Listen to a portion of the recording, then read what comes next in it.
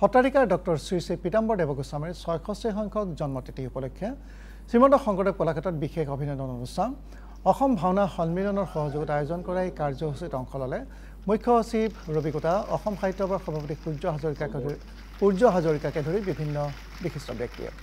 সত্ৰাধিকাৰ পীতাম্বৰ দেৱগোস্বামীৰ ৰচনা পৰিচালনাৰে গীতি নৃত্য নাটিকা পৰিৱেশন কৰা হয়। অসমৰ বিভিন্ন স্থানৰ ৬৬গৰাকী ব্যক্তি আৰু বিভিন্ন স্থানৰ ১০৮টা দিহানাম দলক জনোৱা হয় সন্মান।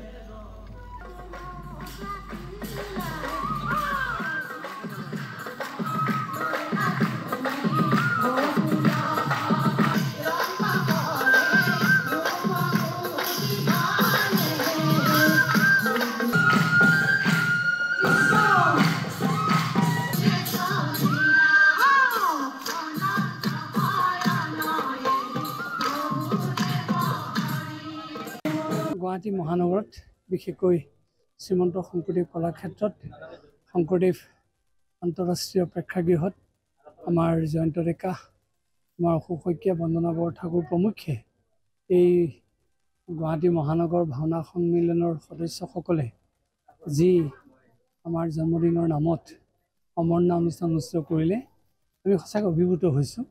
বহুতবাৰ এই প্ৰেক্ষাগৃহত মিটিং কৰিছোঁ, এনেকুৱা সমাগম আগতে দেখা নাই। আমাৰ জীৱনত সৌভাগ্য ঘটা নাই।